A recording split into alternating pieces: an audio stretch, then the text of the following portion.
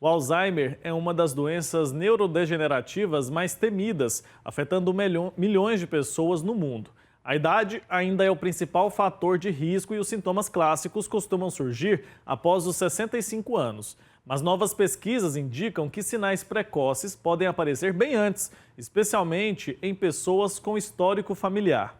Um estudo recente aponta que dificuldades de locomoção e orientação espacial podem ser os primeiros indícios da doença já por volta dos 40 anos de idade.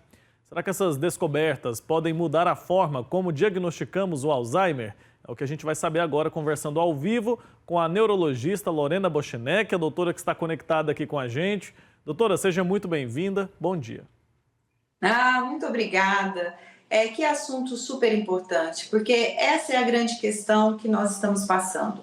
O quanto antes nós sabemos, identificamos os problemas do cérebro, mais chances nós temos de fazer algo para mudar aí o percurso da doença. A gente sabe que toda doença tem um curso natural dela, e tudo que a gente tem que fazer é procurar o que fazer para mudar o curso natural da doença. E o Alzheimer é uma doença degenerativa que vai comprometer toda a capacidade de raciocínio, de memória, de atenção, de linguagem, de humor, de acordo com cada fase que a pessoa esteja. E sabemos que o fator de risco principal para o Alzheimer é a idade. Então, sabemos que envelhecer aumenta a chance de termos alguma apresentação da doença de Alzheimer. Porém, percebemos que essa doença, ela pode começar, não só pode, como ela realmente começa períodos antes, anos antes das manifestações dos sintomas mais comuns que a gente já conhece, por exemplo, a perda da memória. E esse estudo, ele mostrou o seguinte: pessoas que já tinham alguma dificuldade para manter a orientação no espaço, o que é isso? De eu saber ir, por exemplo, numa vizinha, eu saber ir no mercado do meu bairro, eu começo a ter dificuldade de coisas que para mim antes eram feitas de forma natural e sem pensar. E também quando eu vou caminhar, eu começo a ver que parece que eu tenho que pensar para organizar meus passos. Isso faz com que meus passos sejam mais lentificados. As pessoas que convivem comigo começam a falar assim: nossa, parece que você está andando meio desequilibrado, mas não é uma questão da capacidade motora no sentido de perder a força da perna, mas sim de organizar o movimento.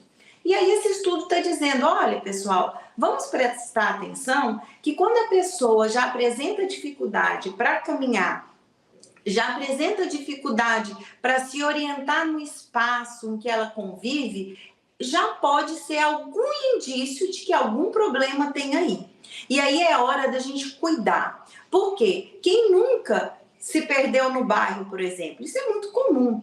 O que é o que marca, que diferencia? Opa, essa pessoa pode estar com algum sinal precoce de Alzheimer ou não. Isso faz parte dessa pessoa. É o que é comum de cada um de nós. Então, por exemplo, se você é uma pessoa que sempre soube se orientar bem no espaço, nunca utilizou de aplicativo para se conduzir em mapas, você é super sagaz nisso e de repente você começa a se perder de caminhos assim bem comuns, bem triviais do seu dia a dia. Você sempre foi ágil, caminha rápido, e de repente você começa a ficar um pouco mais temeroso, mais inseguro para caminhar. Ou seja, teve uma mudança muito significativa comparando você com você mesmo. Aí você deve procurar o seu médico, de preferência um neurologista, para estar verificando se o seu caso é sinal precoce Doutora. de alguma dificuldade na memória no futuro. Tá, a gente não quer, claro, causar pânico em quem está nos acompanhando. Então explica pra gente quem são as pessoas que fazem mais parte de grupos de risco. Quais são os grupos que precisam ter um olhar um pouquinho mais cuidadoso com relação a isso?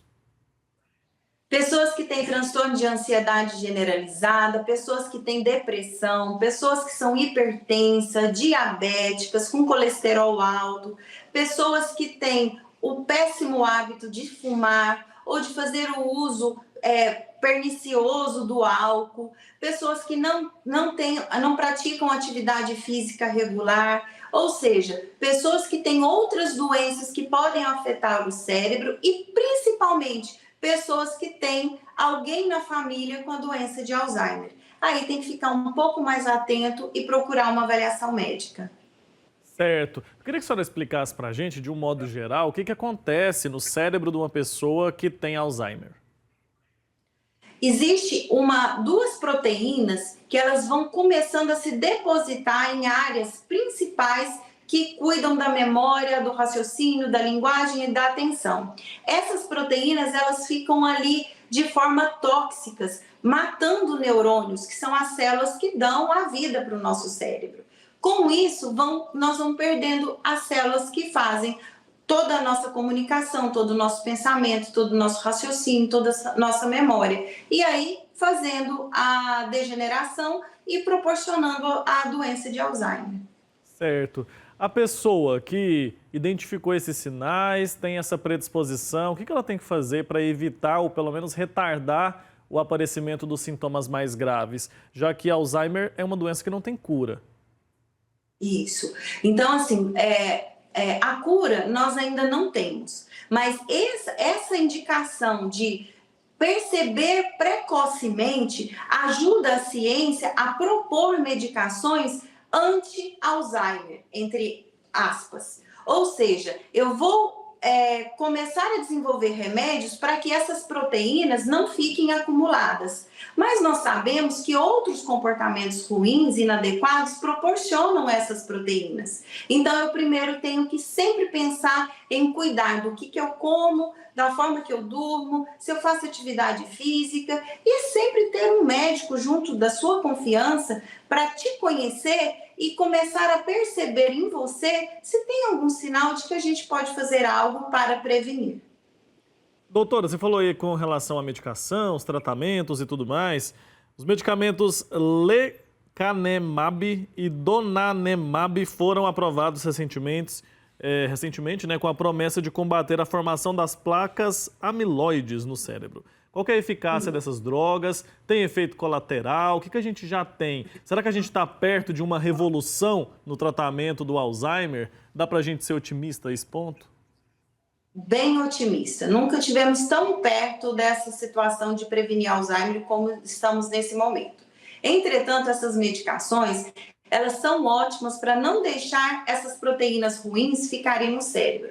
Porém, essas medicações causam atrofia, ou seja, determinadas áreas do cérebro vão diminuindo de tamanho, causando até edema, inchaço. Então, do ponto de vista científico, é uma esperança, mas do ponto de vista prático, ainda não é uma indicação prática, porque nós temos sempre que colocar na balança efeito colateral e a indicação da medicação. Então, hoje, o efeito colateral é muito mais danoso do que o efeito bom da medicação. Então, isso é uma esperança muito real, não é uma coisa muito imaginária, está muito próximo, mas do ponto de vista prático ainda não podemos recorrer a esse tipo de tratamento.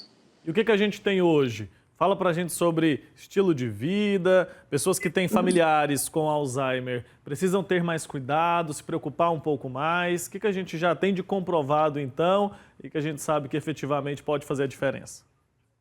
Justamente, e é nessa tecla que a gente tem que bater, que é o que eu falei inúmeras vezes e falo todos os dias no meu consultório.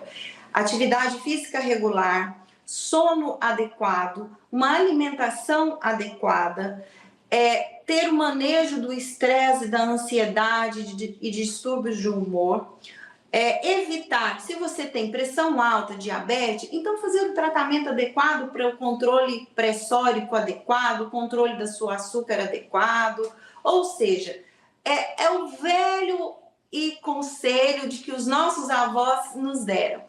Pessoal, vamos escolher melhor o que comer, escolher melhor o que fazer e de como fazer. É o melhor remédio para prevenir o Alzheimer.